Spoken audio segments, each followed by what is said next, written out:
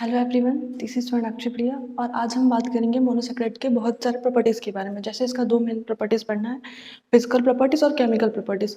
Physical property मतलब जो इसका फिजिकल अपीयरेंस से रिलेटेड होता है, जैसे कि टेस्ट, ऑर्डर, ये सब को हम पढ़ेंगे फिजिकल प्रॉपर्टीज़ में। जबकि जो भी इसका केमिकल नेचर होता है, जो भी केमिकल रिएक्शंस परफॉर्म करता है या जैसे केमिकली हमें मिलता है, उन सबको हम पढ़ेंगे इसके केमिकल प्रॉपर्टीज़ में। फर्स्टली में स्टार्ट करते हैं इसके फिजिकल प्रॉपर्टीज़ के बारे में। मोनोसेक्राइड तो सबसे पहले आप सब जानते होंगे, मोनोसेक्राइड वो हुआ जिसका हाइड्रोलाइसिस फर्दर नहीं हो सकता है। ये कार्बोहाइड्रेट का सबसे स्मॉलेस्ट, कार्बोहाइड्रेट के जितने भी क्लासिफिकेशन है उसका सबसे स्मॉलेस्ट पार्ट है मोनोसेक्राइड। और मोनोसेक्राइड की फिजिकल प्रॉपर्टी का बात करें तो सबसे पहले ये कलरलेस होता है, इसका कोई कलर नहीं होता है। जैसे हम ग्लूकोज को ले लें या फिर शुगर को ले लें, जो प्लांट से हमें स्टार्च मिलता है, ग्लूकोज मिलता है, उनका कोई पार्टिकुलर कलर नहीं होता है। उसके बाद ये ऑर्डरलेस भी होते हैं, इनका कोई स्मेल नहीं होता है। फिर ये क्रिस्टलाइन होते हैं। क्रिस्टलाइन मतलब कि एक फिक्स्ड शेप के होते हैं। अगर 3D स्ट्रक्चर में हम बनाएं तो ये क्रिस्टलाइन फॉर्म में प्रेजेंट रहते हैं। उसके बाद ये न्यूट्रल होते हैं, मतलब इनका पॉजिटिव और नेगेटिव चार्ज आपस में बैलेंस होता है। और ये स्वीट इन टेस्ट होते हैं। अगर हम इसका टेस्ट करें तो ये स्वीट टेस्ट करेंगे। उसके बाद आता है ये हाईली सॉल्युबल इन वाटर होते हैं। अगर हम ग्लूकोज, जो मार्केट में हमें ग्लूकोज मिलता है, वो या फिर शुगर को अगर हम पानी में मिक्स करते हैं तो वो पानी में फुल्ली सॉल्युबल हो जाता है। मतलब उसका कोई भी पार्टिकल पानी में फिर हमें दिखाई नहीं देता, वो पानी के साथ ही मिक्स हो जाता है। और अगर हम अल्कोहल में इसको मिक्स करें तो ये पार्शियली सॉल्युबल होता है, मतलब पूरी तरह उसमें डिजॉल्व नहीं हो पाता है। जबकि अगर हम इसे ईथर में मिलाएंगे मोनोसैक्राइड्स को, तो वो ईथर में जाके इनसॉल्युबल हो जाते हैं। जस्ट एज कि अगर हम वाटर में सैंड को मिक्स करते हैं तो सैंड का जो पार्टिकल्स है वो वाटर में तब भी सो होता है। वैसे अगर हम ईथर में मोनोसैक्राइड्स को मिक्स करें तो वो इनसॉल्युबल होते हैं। उसके बाद इसका थर्ड फिजिकल प्रॉपर्टी है ऑप्टिकली एक्टिव होते हैं। मतलब कि अगर फिजिक्स के लैंग्वेज में बात करें ऑप्टिकली एक्टिव, तो अगर प्लेन पोलराइज्ड लाइट को ये अब क्या कन्वर्ट कर देते हैं, मतलब उस जो प्लेन पोलराइज्ड लाइट को अगर मोनोसैक्राइड से पास करेंगे तो उसका डायरेक्शन चेंज कर देते हैं। ऐसे कंपाउंड्स को हम ऑप्टिकली एक्टिव कंपाउंड्स बोलते हैं। उसके बाद आता है कि इसका एक और फिजिकल प्रॉपर्टी है कि अगर हम इसको हीट करेंगे तो हीट के बाद ये मेल्ट हो जाते हैं। अगर हम फर्दर और हीटिंग करते रहे तो ये फिर ब्लैक कलर में टर्न हो जाएंगे और लास्टली इनका वाइट एस बन जाएगा, जैसे कि वुड के साथ भी ऐसा ही होता है। उसके बाद लास्ट है कि इनका मेल्टिंग पॉइंट डिफिनिट नहीं है। इनका मेल्टिंग पॉइंट बहुत हाई भी हो सकता है या किसी किसी का मीडियम और लो भी हो सकता है। एक फिक्स रेंज नहीं है इनके मेल्टिंग पॉइंट का। अब हम बात करेंगे मोनोसैक्राइड के केमिकल प्रॉपर्टीज़ के बारे में। इसमें जैसे कि हम आईसीआर का सिलेबस फॉलो अप कर रहे हैं, तो मोनोसैक्राइड्स का जो भी मतलब जिसके केमिकल प्रॉपर्टीज़ के बारे में पढ़ना है, हमें मेनली ग्लूकोज और फ्रुक्टोज के केमिकल प्रॉपर्टीज़ के बारे में पढ़ना है। सबसे पहले हम ये देखेंगे कि जो ग्लूकोज है, जिसे हम ग्रेप शुगर या डेक्सट्रोज के नाम से भी जानते हैं, उसका प्रिपरेशन कैसे हुआ, वो कैसे बनता है। तो सबसे पहले अगर हम केन शुगर का बात करते हैं, मतलब जो शुगर केन होता है उससे ग्लूकोज मिलता है। जैसे कि इसका फार्मूला होता है C12H22O11। और इसके साथ हम एस्ट्रो का मॉलिक्यूल ऐड करेंगे तो हमें मिल जाता है C6H12O6, जो कि ग्लूकोज है, प्लस C6H12O6 जो कि फ्रक्टोज है। ग्लूकोज और फ्रक्टोज में केमिकल में कोई डिफरेंस नहीं होता है, दोनों का केमिकल फार्मूला सेम होता है, बस इसके स्ट्रक्चर में थोड़ा डिफरेंस होता है। जो सुक्रोज है, इसको हम सुक्रोज भी बोलते हैं। जो सुक्रोज है इसमें हम H2 को ऐड करेंगे और ये बैलेंस भी है। जैसे कि C12 है तो इधर C6 प्लस C6 और C6 मिलके C12। यहाँ H22 प्लस 2 H24 है तो यहाँ 12 और 12 H24 है। यहाँ O11 है और 1 प्लस 1 12 है तो यहाँ 6 6 12। मतलब ये जो रिएक्शन है वो दोनों ओर से बैलेंस है। तो केन शुगर से अगर हमको ग्लूकोज चाहिए तो पहले केन शुगर के साथ वाटर मॉलिक्यूल ऐड करेंगे ताकि वो ग्लूकोज और फ्रक्टोज में चेंज हो जाए। दूसरा है कि हम स्टार्च से भी ग्लूकोज लेते हैं। जो स्टार्च होता है उसका फॉर्मूला हो जाएगा C6H10O5 का होल N प्लस इसको H2O के साथ मिलाएंगे N नंबर ऑफ, तो बन मिल जाता है C6H12O6। मतलब जो स्टार्च है, जैसे कि हमने पहले भी बात किया था, जो स्टार्च है वो प्लांट में एज अ स्टोर्ड फूड के रूप में प्रेजेंट रहता है। जैसे प्लांट अपना फोटोसिंथेसिस करता है तो फिर बहुत सारे अमाउंट में ग्लूकोज बनाता है, तब वो सारे ग्लूकोज को तो एक बार में यूज कर नहीं सकता है, तो उसको एज स्टार्च के फॉर्म में प्लांट स्टोर कर लेता है। और फिर जब प्लांट को नीड होता है तब उस स्टार्च को वो वापस ग्लूकोज में कन्वर्ट करके यूज़ करता है। जैसे कि जो स्टार्च हो गया उसका ये फार्मूला होता है, इसमें N number of molecule present है क्योंकि स्टार्च एक पॉलीसेकेराइड है। फर्दर हम पॉलीसेकेराइड को भी डिटेल में पढ़ेंगे, तब जानेंगे स्टार्च एक पॉलीसेकेराइड है जिसके साथ हम n नंबर ऑफ H2O, मतलब यहाँ पे फिक्स नंबर नहीं होता है क्योंकि लार्ज नंबर है, तो n अगर H2O को मिला है तो हमें बहुत मतलब n नंबर मतलब एक लार्ज नंबर में ग्लूकोज मिलता है। तो ये दो मेथड है जिससे हमें ग्लूकोज का फॉर्मेशन कर सकते हैं। अब हम बात करेंगे ग्लूकोज के केमिकल प्रॉपर्टीज़ के बारे में। जो ग्लूकोज है वो बहुत सारे कंपाउंड्स के साथ रिएक्ट करता है और फिर एक डिफरेंट कंपाउंड का फॉर्मेशन करता है। इससे हमें बहुत चीज़ पता चलता है, जैसे कि मेनली अगर इस रिएक्शन को हम करेंगे तो हमें इससे ये कंफर्म हो जाएगा कि जो ग्लूकोज है वो उसमें 5 हाइड्रोक्सिल ग्रुप, मतलब हाइड्रोक्सिल मतलब 5 OH ग्रुप प्रेजेंट होते हैं ग्लूकोज में।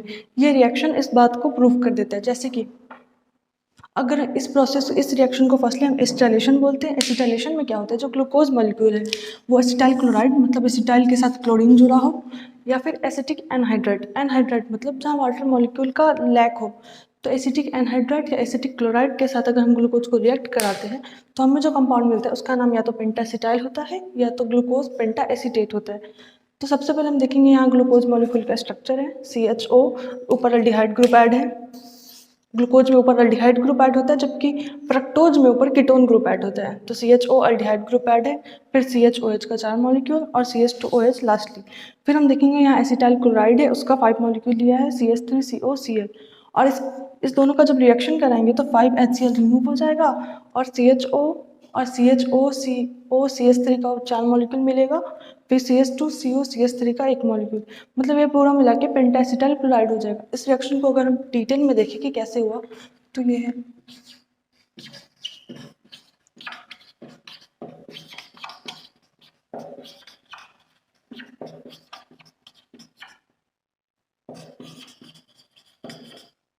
+5 CH3COl।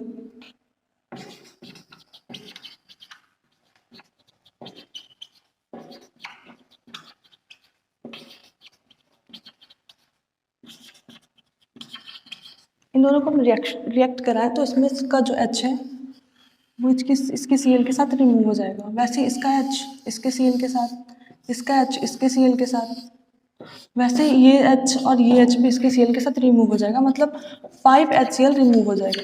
ये चीज़ इस बात को प्रूफ करता है कि इसमें 5 OH ग्रुप है, क्योंकि उन पाँचों का हाइड्रोजन Cl के साथ मिलकर निकल जाता है। तो ये रिएक्शन एक प्रूफ भी है कि जो ग्लूकोज है उसमें 5 हाइड्रोक्सी ग्रुप प्रेजेंट होता है। इन सबको निकलने के बाद यहाँ जो CHO है वो इस CH3CO के साथ मिलकर अटैच हो जाएगा और 4 मॉलिक्यूल ऐसे ही 2 3 4, और फिर यहाँ जो CH2O है वो CH3CO के साथ अटैच हो जाएगा और ये पूरा मिला के पेंटाएसिटाइल क्लोराइड बना देंगे। वैसे ही हमें अभी पढ़ना है कि ग्लूकोज कैसे एसिटिक एनहाइड्राइड के साथ रिएक्ट करता है। अभी हमने देखा ग्लूकोज जब एसिटाइल क्लोराइड के साथ रिएक्ट कर रहा था तो वो फॉर्मेशन कर रहा था ग्लूकोज पेंटाएसीटेट का। फिर हम देखेंगे कि ग्लूकोज एसिटिक एनहाइड्राइड के साथ जब रिएक्ट करेगा तो ये फॉर्मेशन करता है ग्लूकोज पेंटाएसीटेट का।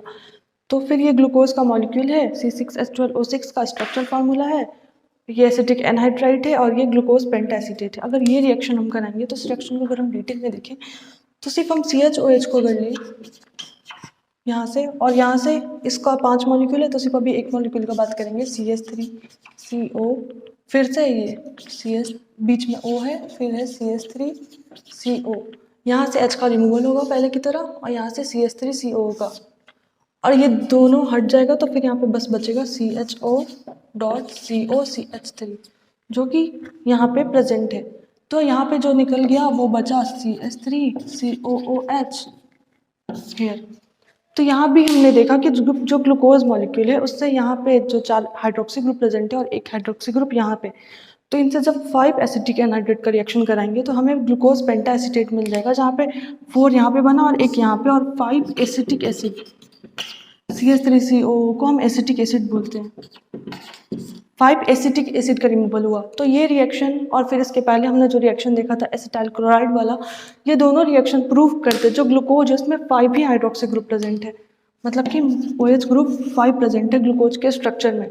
ये दोनों रिएक्शन इस बात का प्रूफ है, क्योंकि अगर 5 से मोर OH ग्रुप रहता तो यहाँ पे 6 OH ग्रुप रहता तो यहाँ 6 एसिटिक एसिड का फॉर्मेशन होता, क्योंकि जो OH वाला हाइड्रोजन है सिर्फ वही रिमूव हो रहा है, जबकि ग्लूकोज में 5 ही OH ग्रुप होता है और 1 अल्डिहाइड ग्रुप होता है।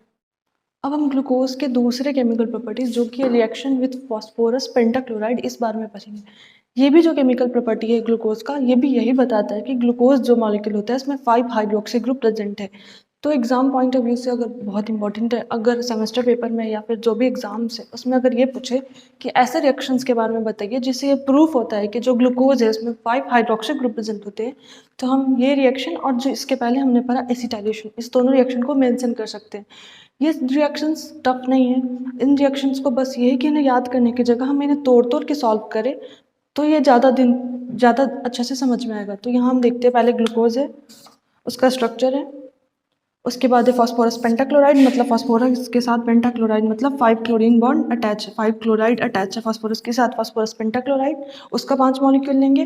फिर है पेंटाक्लोरोग्लूकोज, मतलब ऐसा ग्लूकोज जिसमें 5 क्लोरीन ग्रुप प्रेजेंट हो, जैसे ये ग्लूकोज का स्ट्रक्चर हो गया, इसमें 5 क्लोरीन ग्रुप अटैच है, 4 क्लोरीन यहाँ और 1 क्लोरीन यहाँ।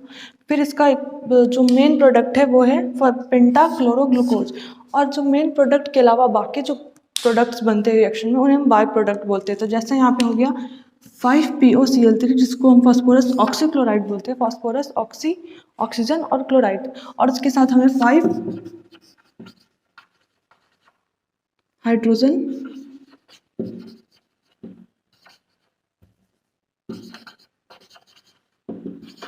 क्लोराइड भी मिल जाएगा। मतलब कि जो मेन प्रोडक्ट के अलावा जो बाकी प्रोडक्ट्स बनते हैं उन्हें हम बाई प्रोडक्ट बोलते हैं। तो ये दोनों इसके बाई प्रोडक्ट्स हो गए। किसी भी रिएक्शन का मेन प्रोडक्ट एक ही होता है और उसके अलावा जो भी कंपाउंड्स बनते हैं उन्हें हम बाई प्रोडक्ट बोलते हैं। तो यहाँ हम देख रहे हैं रिएक्शन विद फास्फोरस पेंटाक्लोराइड। जब फास्फोरस पेंटाक्लोराइड के साथ ग्लूकोज का रिएक्शन कराएंगे तो हम यहाँ देखेंगे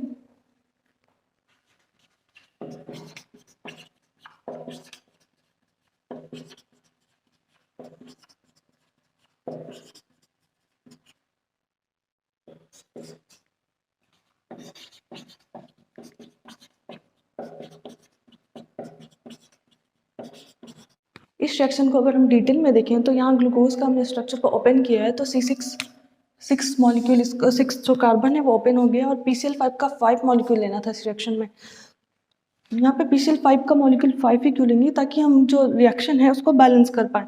एक किसी भी रिएक्शन को अगर हम परफॉर्म करते हैं तो जो इधर का, जो एरो के इधर का प्रोडक्ट है और जो एरो के इधर का प्रोडक्ट है, दोनों का आपस में बैलेंस होना बहुत इंपॉर्टेंट है। मतलब ग्लूकोज को अगर फास्फोरस पेंटाक्लोराइड के साथ हम रिएक्ट करा रहे हैं तो अगर उसमें हीट देंगे, अगर हम हीट देते हैं, अगर कोई भी ऐसा मतलब ऐसे हीट के आधार पर भी दो टाइप के होते हैं। अगर हम किसी रिएक्शन से हीट रिलीज करा रहे हैं तो वैसे रिएक्शन को एक्सोथर्मिक बोलते हैं, जबकि ऐसा रिएक्शन जिसमें हम हीट का यूज़ कर रहे हैं उन्हें हम एंडोथर्मिक रिएक्शन बोलते हैं।